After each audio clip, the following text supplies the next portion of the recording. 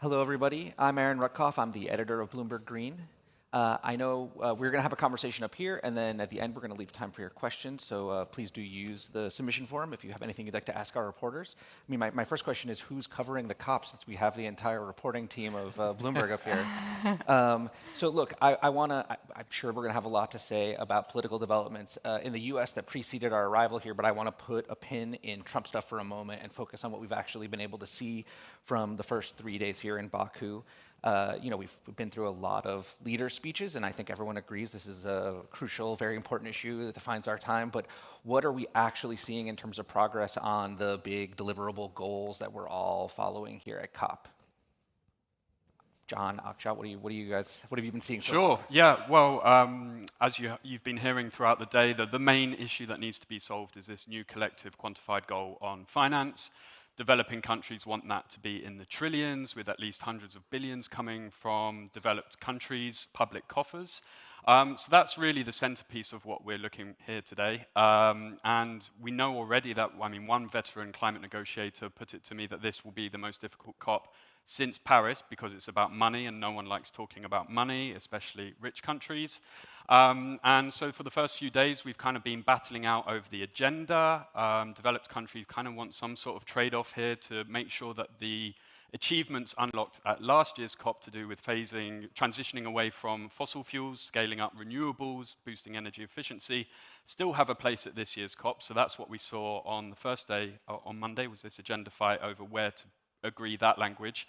And then, we had the world leaders, not many from the highest emitters, only 2 from the G7, that being Italy and the UK. And that's kind of taken up much of our time, and it will be from tomorrow onwards that we get into the real nitty-gritty of negotiations. And the money is not just important because tackling climate change requires a lot of money, but because these countries have to come next year and come up with new climate pledges under the Paris Agreement that will take their targets out from 2030 to 2035. And if they don't have commitments for money, they'll be likely less ambitious, and we'll see more climate change. So the money sort of precedes the possibilities of what goals you might define for yourself as a nation, especially for developing countries. Is that right? Yeah, because a lot of these NDCs, as they're called, nationally determined contributions, they can be sometimes conditional and unconditional. So unconditional being, we will do it regardless of what happens. But if you give us money for these things, we'll do more. And so the more can be really more if they have the guarantees, at least, of some amount of money coming their way. So we're obviously on the record here, and I don't want you guys to break any confidentiality in your reporting, but in terms of what we can see in the nitty-gritty, in terms of documents or the actual language that's fought over, how does it feel like the starting point or the first few days is compared to past COPs? There has been a suggestion that perhaps there be 2 numbers coming from this NCQG, which could be, one, recognizing what the need of developing countries is, which, as John said, could be in the trillions, but the commitment coming from developed countries is in the hundreds of billions. So current commitment is 100 billion, and maybe you go up to 300 billion, maybe you go up to 400 billion. And that is perhaps one place where there might be some agreement, but it is a long road ahead. We've got another 10 days of negotiations. Okay, so let's keep talking about sort of comparative COP experiences. On stage here is a lot of COP weeks or years. It probably feels like lifetime spent at COP. How does this one compare to your more recent experiences at COP? Jen, what's the vibe been like for you? You know, it's such a different COP. This is my 4th one.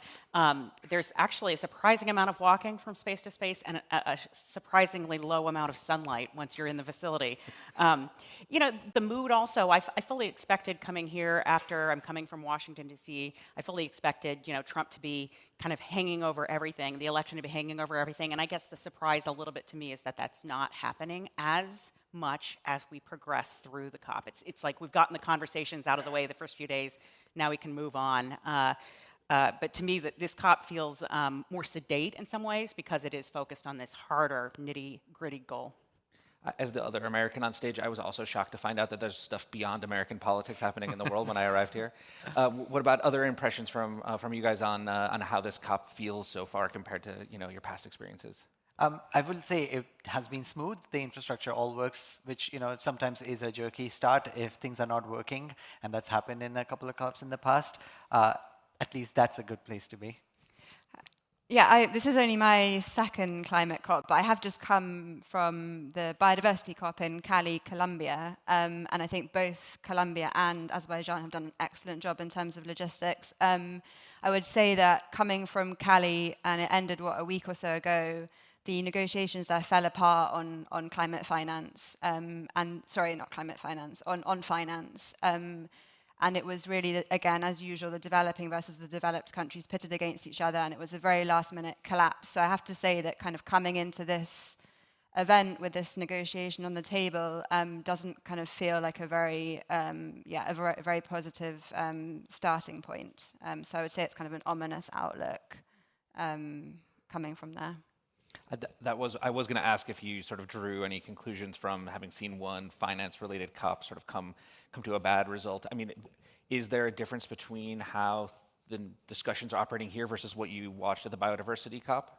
So I would say, I mean, I haven't been so close to the political negotiations here as I was in Cali, but what struck me in Cali, which again I don't think sets a very good tone for this one, is that what it fell apart about was whether or not the developing countries, so the existing main fund for financing biodiversity is under the GEF, and developing countries see it as very, very developed nation dominated. And so they've been proposing to set up a new biodiversity fund under the COP, under the control of the COP.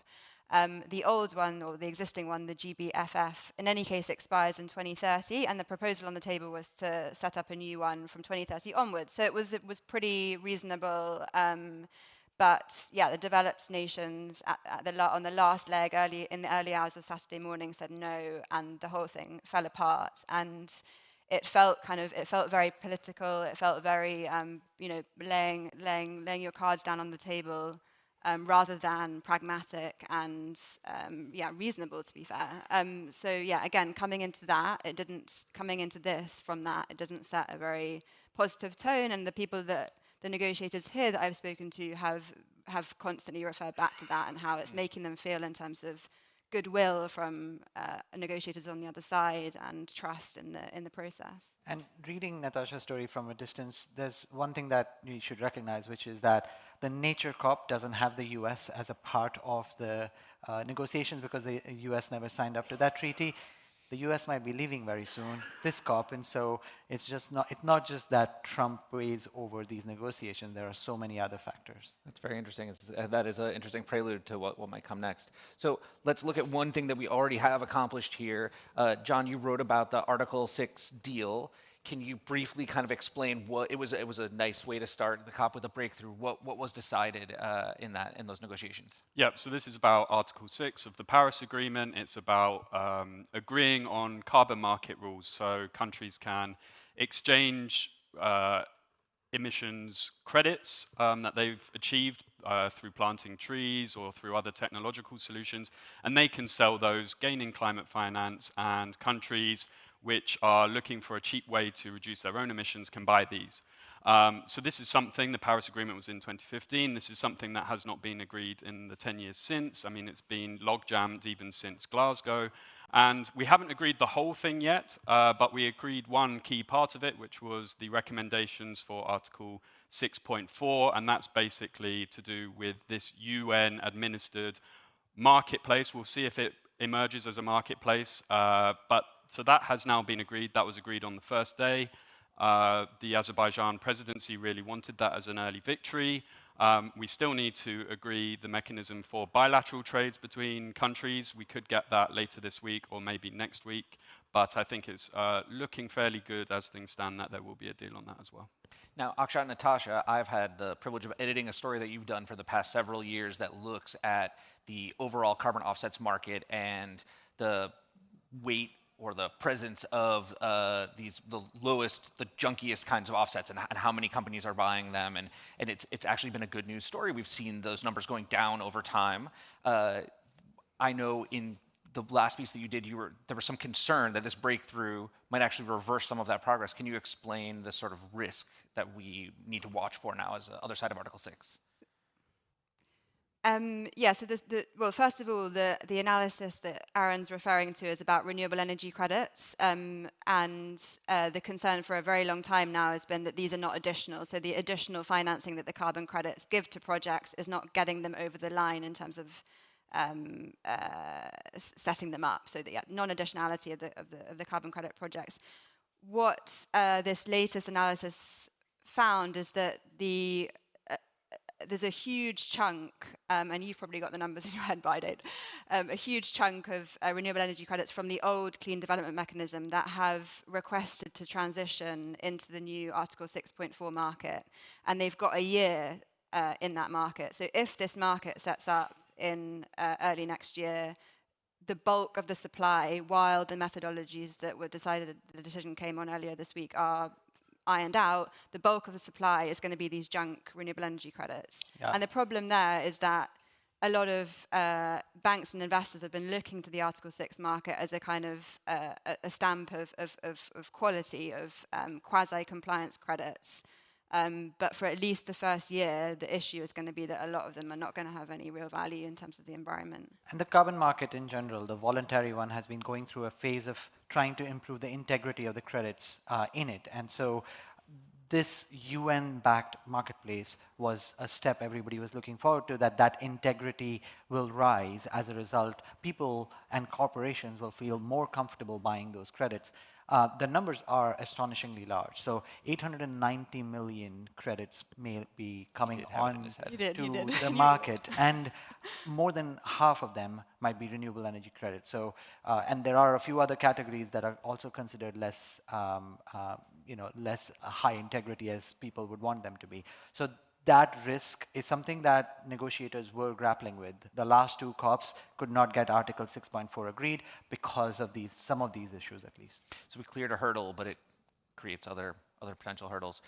So I do sort of want to switch gears now and talk about Trump, and I guess how I sort of imagined they would be sort of the lame duck American delegation, but you think not so lame. Can you tell us what has it been like covering the American delegation in the aftermath of last week's big developments? Yeah, there's not a lot of laughter and smiles, although I will say what's again, I was expecting a lame duck delegation on some level, and there's I want to pull back for a second and just say the U.S. obviously has been an unreliable ally in this space for long before Trump's first election, much less the one that happened last week, and so obviously other countries have come to be used to, being disappointed by the U.S. on finance, on climate deliverables. The U.S. didn't ratify the Kyoto Protocol, of course, at the beginning. So that's kind of the backdrop for the engagement that the delegation is having this week. And there is a sense from some of the counterparties as they're discussing, I'm told, that the U.S. will be back as they were under Biden, that a pullout that is expected under Trump, has promised under Trump from the Paris Agreement. If not, the UNFCCC will be temporary. Meanwhile, the finance goal, the NCQG, is something that is likely going to be locked in for 2035. The NDCs that are coming in February are for 2035 as well. So there is a sense that the discussions that are happening now still involve the U.S. The U.S. still, the commitments they make and the wording they prefer does matter. And just as a separate note, the team of negotiators working on behalf of the U.S., there are some of the best wordsmiths. They've been described to me, and I've seen it in action, as being some of the best wordsmiths, the folks who can really, land the right language and find the perfect language that is, that can make a deal at COP. We've seen that at past COPs. Those folks are career officials. They're the ones sitting in the room, and that expertise is still valued today. It's not the most beautiful prose, but it's very powerful. No one's quoting COP declarations, in poetry. And I think what's also key is since we've been here, no one is thinking that other countries are going to follow the US out the door, right? The multilateral process will go on. That's what people keep saying out loud. They might be saying different things behind closed doors, but for sure they're saying no one's questioning the integrity of the Paris Agreement at this stage, at least. And no one was counting on the US to provide a tremendous amount of climate finance either. Let's be real. I mean, the U.S. has stepped up its game. Natasha can talk about that probably, but the U.S. is not necessarily a reliable provider of finance, whether it's under Biden, a future Democratic president, or Trump. I mean, I do want to ask you that question because you've been focusing on how the nations that are talking here are not actually always the source of the money that is being discussed. So if it's not coming from the US and it's not even necessarily coming from the parties to the conference, where is the money going to come from that everyone's talking about? Yeah, so so the story, I think it was this morning, I've lost track, but I just got kind of curious about the fact that we're here at a gathering of governments, and this is a multilateral process under a UN body, the Conference of Parties, and yet if you look at what's on the table for the new collective quantified goal, everything that doesn't refer to provision of finance by developed country, provision of public finance from developed countries' parties is basically involving the private sector. So whether it's talking about mobilizing private funds within the inner circle of that onion, or if it's talking about the broader investment goal, this is all about private sector money. So the private sector, obviously everyone's here in the room and on the side events and stuff, but they're not sitting at the table. And the second point, which not at all to obviously contest the US's climate finance track record, the only point that comes to mind there is that they're such a they are the biggest, they have the biggest vote share and they're the biggest shareholder in most of the big development banks, not just the World Bank, but also the Inter-American Development Bank, the Asian Development Bank. Trump hasn't been obviously very friendly towards the multilateral agenda, so I think there's a big question mark there over the future of these institutions in terms of their financing and what that looks like. And that's not only a question mark over private finance and whether it can get involved, but also a question mark over these multilateral institutions and the extent to which they can, which pulls us back to the public provision of development finance of climate finance, which is seemingly getting slimmer and slimmer if you look at what's on the table. So I mean, big question mark. Worth acknowledging that last time when Trump pulled out of the Paris Agreement, or at least when he was elected, it happened while a COP was going on in Morocco, in Marrakesh. And it was a wild card. Like, you did not know what Trump was going to do. Was he going to follow through on his promises or not? And that discussion went on for much longer, what Trump would do, than it has so far in this COP. The transition is also at a very different place than it was that time. Today, we're spending $2 on clean energy versus $1, and that sum is $2 trillion versus $1 trillion. The amount of solar that the world is installing, they're not looking to the US for that money. China is building that solar, deploying it at home. So I think that also gives momentum in a way to stick to the Paris Agreement that perhaps the last time around there were deep, deep questions about. And even in the US, we looked at the end of the Trump era and we saw that solar, and when it all had gone up, he had not actually halted progress in any way from those measures. Jen, can we do one last Trump look at what we've seen in terms of his cabinet moves as they would affect the things under discussion here or environmental policy back in the US? What's been happening over the past few days for people that have been focused on what's happening in Baku? Yeah, I mean, I'd say it's early days, and certainly it is, but there's been a pretty speedy move to get these appointments named and decided. In the space that we most care about, the real appointment that we've heard about is Lee Zeldin to be the head of the Environmental Protection Agency. He's a former Republican representative from New York. He served 4 terms. He's notable in a couple ways. One, because he was a surprising choice. I don't think I've joked with some other reporters and checked in. No one had him on our dance card for EPA. He was not who we were hearing was being interviewed and who was being considered. He was a loyalist to Trump during the impeachment proceedings, and that seems to have been a factor here. He's a guy who's being called on to execute Trump's agenda of pulling back regulations on greenhouse gas emissions from power plants, from EVs, et cetera. And he's already shown in interviews and statements that he's up and ready for the job. We're looking at the creation potentially of an energy czar in the White House, a key national energy advisor that would replace essentially the role that Ali Zaidi now fills on the climate side, where he's the national climate advisor.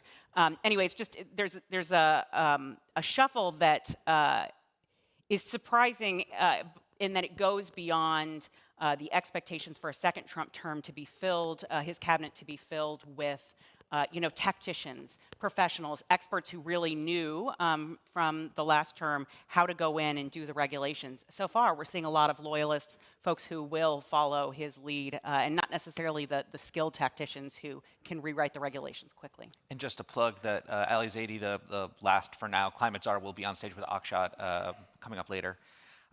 So I guess I wanted to ask you guys all really quickly what the most interesting conversation you'd had so far at COP has been. Well, I was surprised that I had the Exxon CEO sit down for an interview, in a 45-minute interview, at a climate conference, and there was no climate protest during that conversation.